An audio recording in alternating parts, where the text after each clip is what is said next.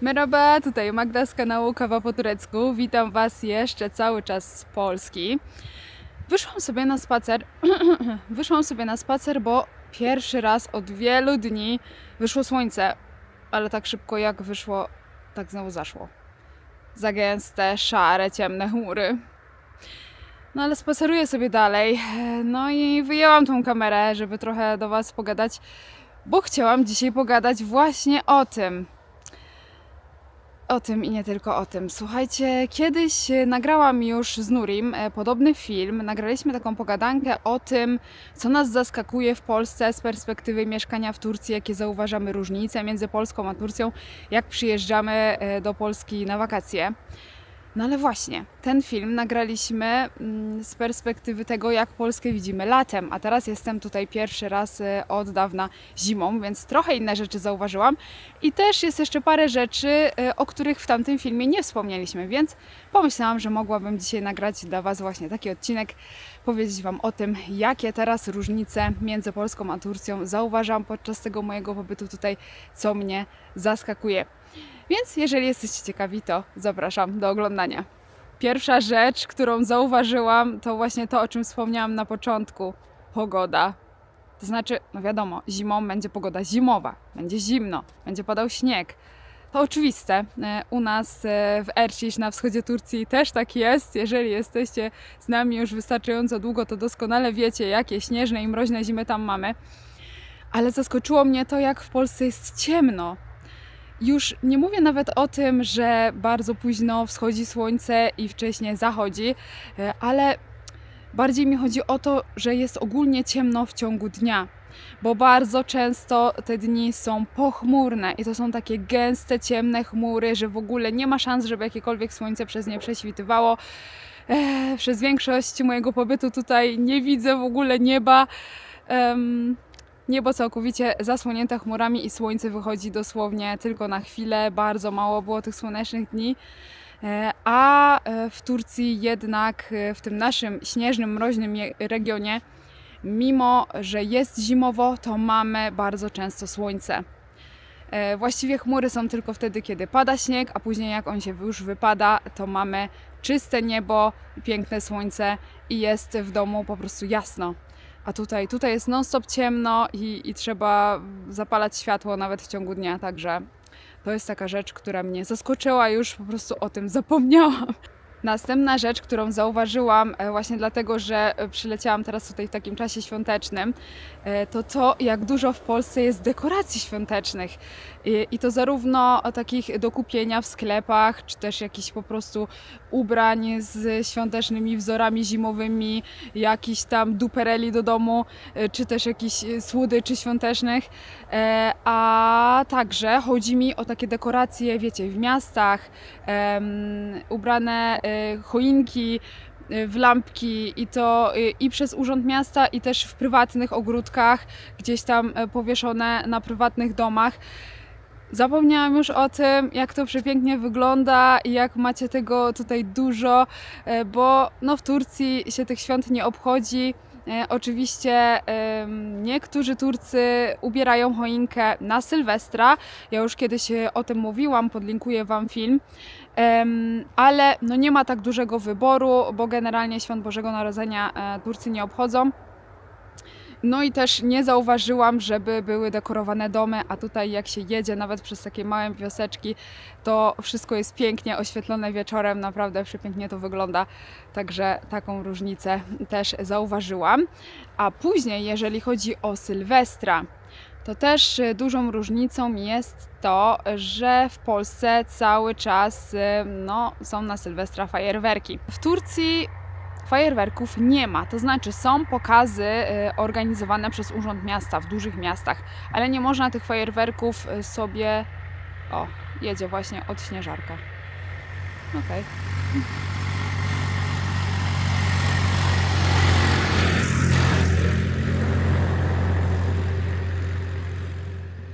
No dobrze, co ja mówiłam? Mówiłam o Sylwestrze, o fajerwerkach. W Turcji pokaz fajerwerków jest tylko w dużych miastach i organizowany przez Urząd Miasta.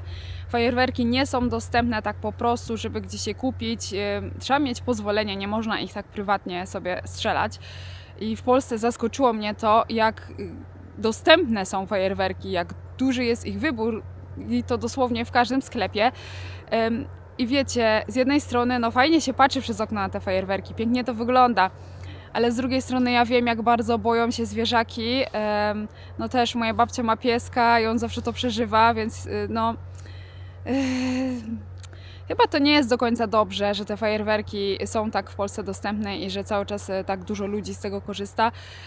No i też często później słychać, jakie są przy tym wypadki, jak ktoś nieumiejętnie te fajerwerki podpala. Także no chyba wydaje mi się, że jednak to jest lepiej tak jak jest w Turcji, że te fajerwerki dostępne nie są i tylko Urząd Miasta w dużych miastach takie pokazy organizuje.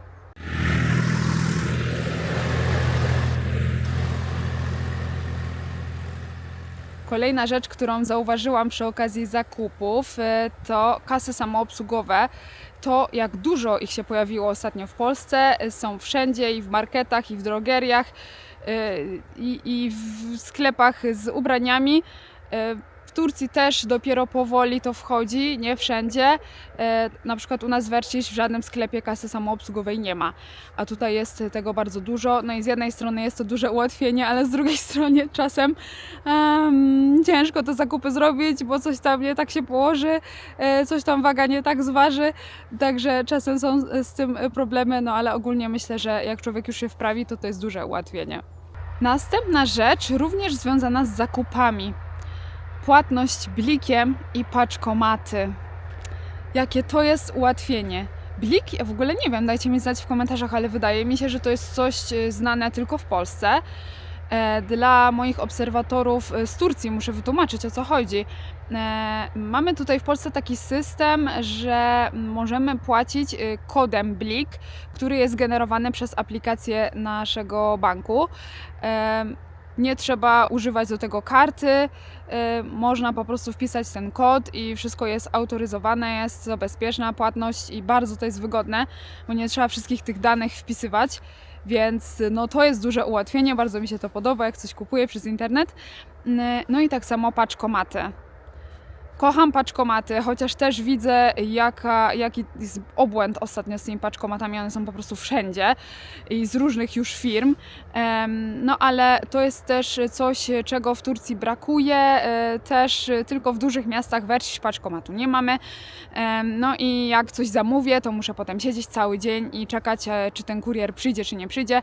A tutaj można sobie zamówić paczkę do paczkomatu, odebrać ją kiedy się chce. I bardzo to jest wygodne i sprawnie się to obsługuje, także no bardzo bym chciała, żeby w Turcji się to w końcu pojawiło też. I właśnie jak ostatnio odbierałam paczkę z paczkomatu i z nią szłam, to znowu zauważyłam coś, co zauważam za każdym razem i o tym mówiliśmy akurat w tym poprzednim filmie, ale no muszę o tym znowu wspomnieć. Za każdym razem jak przyjeżdżam, nie mogę się przyzwyczaić, jak łatwo tutaj się przechodzi przez pasy.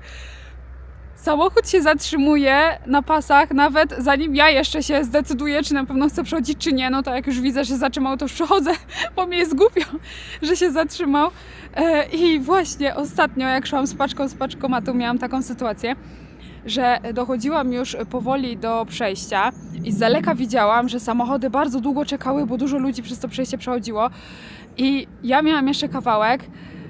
I tak mi było żal tych kierowców, że oni musieli tak długo czekać, że zamiast podejść do tych pasów, to się zatrzymałam i udawałam, że coś szukam w torebce. I dopiero jak te samochody przejechały, to dopiero wtedy podeszłam i przeszłam przez pasy, bo nie chciałam ich tak długo zatrzymywać. Także no, w Turcji, żeby przejść przez ulicę, to naprawdę trzeba uprawiać jakieś kamikadze. Jak byliście w Turcji, to sami wiecie, samochody jadą non-stop i rzadko się ktoś zatrzymuje, także no tutaj mega ogromna różnica. I wiem, że z perspektywy kierowców to tutaj w Polsce może to być denerwujące, że musicie co chwilę tak zatrzymywać, ale z perspektywy pieszego super. Kolejna różnica, jaką zauważyłam, dotyczy telewizji. No teraz wiecie, no są takie długie, te ciemne wieczory, siedzi się przed telewizorem. No to zauważyłam, że jest ogromna różnica między polską telewizją a turecką, jeżeli chodzi o długość odcinków czegokolwiek. U nas odcinek serialu trwa około 3 godziny, program z wiadomościami trwa też 2 godziny na przykład. No cokolwiek byście nie oglądali, wszystko jest takie długie, więc tak naprawdę w ciągu dnia mało jest tych programów, no bo każdy odcinek każdego z tych programów trwa tak długo, że w ciągu dnia za dużo się tego w tej ramówce nie mieści.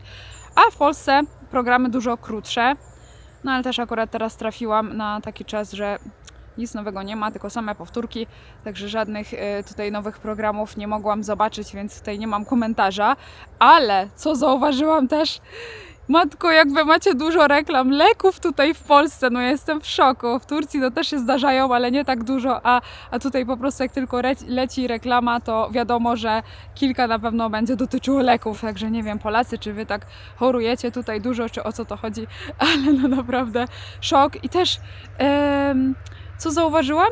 Zmienili ostatnio to, co mówią, kiedyś było zapoznaj się z treścią ulotki dołączonej do opakowania, coś tam, a teraz jakoś tak mówią używaj zgodnie z instrukcją używania. I tak mi to jakoś dziwnie brzmi, nie wiem kto to wymyślił. No ale to takie moje jakieś głupie spostrzeżenia, może się czepiam, no nie wiem. No ale takie różnice. Kolejna różnica, jaką zauważyłam, to, że w Polsce trzeba wynosić śmieci. Znaczy w Turcji też wynosimy śmieci, ale to właściwie nie my, tylko osoba, która się tym zajmuje. Pan kapydży, który się zajmuje utrzymaniem czystości w bloku. A tutaj trzeba te śmieci wynieść samemu. Moja mama mieszka na 4. piętrze, więc no, trzeba po tych schodach. No ale wiecie, latem jeszcze tak mi to nie przeszkadzało, no bo tam się wskoczyło w te laczki i się poleciało. A teraz trzeba poubierać to wszystko, bo to zimno na dworze. No, a u nas jest na tyle wygodnie, że po prostu wystawiamy śmieci za drzwi na klatkę i pan kapydży je zabiera. Wiadomo, że musimy za to dodatkowo płacić do spółdzielni mieszkaniowej. Jest taka opłata zawarta w czynszu. No ale no jest to wygodne. A tutaj trzeba z tymi śmieciami lecieć. No ale przynajmniej troszkę można sobie spalić kalorii, co się przyda. Bo tyle jest tu pysznych rzeczy, których mi w Turcji brakuje, że nie mogę się opanować. Także no, przyda się. Każdy ruch się przyda. I jak już jesteśmy przy tym ruchu, wychodzę jak tylko się da na spacery, jak tylko pogoda pozwoli i zauważyłam właśnie na tych spacerach to, że no, nie ma w Polsce bezpańskich psów. Oczywiście chodzi dużo ludzi z psami, no ale to wtedy jest pies i jego właściciel, więc raczej nic się złego nie wydarzy. A w Turcji jednak mamy ten problem, że dużo jest bezpańskich psów, no i strach czasami wyjść na spacer, strach, że one zaatakują. Mam nadzieję, że kiedyś w końcu się to w Turcji zmieni, że urzędy miasta będą się tym zajmować. No ale na tą chwilę tak to wygląda. Także no, tutaj na plus w tej sprawie. Ojej, tak tutaj przystanęłam i do Was mówię, już po prostu zmarzłam, także za chwilę już będę ruszać do domu i trzeba będzie zrobić sobie jakiegoś grzańca. Ale jeszcze jedna rzecz, o której Wam chciałam powiedzieć. Jeszcze jest taka różnica, że no w Polsce ferie zimowe trwają w zależności od województwa w różnym terminie, a w Turcji ferie zimowe są dla wszystkich naraz w jednym terminie. No i właśnie ferie zimowe w Turcji się zaczynają. Dzisiaj, jak to dla Was nagrywam, jest piątek, 19 stycznia i dzisiaj Nuri po prostu tylko pojechał rozdać swoim dzieciakom dyplomy, bo jest wychowawcą też. a jutro w sobotę 20 stycznia ma samolot do Polski, także w następnym vlogu już powinniście Nuriego zobaczyć. Mam nadzieję, że doleci cały i zdrowy, że zdąży na ten pociąg, na który ja się wtedy spieszyłam i że sobie spokojnie tutaj dojedzie. Także ja się już nie mogę doczekać, bo trochę się już za nim stęskniłam. Trzymajcie kciuki, żeby podróż mu minęła jak najlepiej. Na pewno damy znać, jak to poszło na mediach społecznościowych. Nie wiem też, kiedy ten film uda mi się Wam opublikować, czy dzisiaj, czy jutro. Zobaczymy, jak to pójdzie. No i to właściwie tyle. Uciekam do domu, bo naprawdę już tu zmarzłam. I widzimy się w kolejnym filmie jeszcze z Polski. Do zobaczenia. Görüşürüz.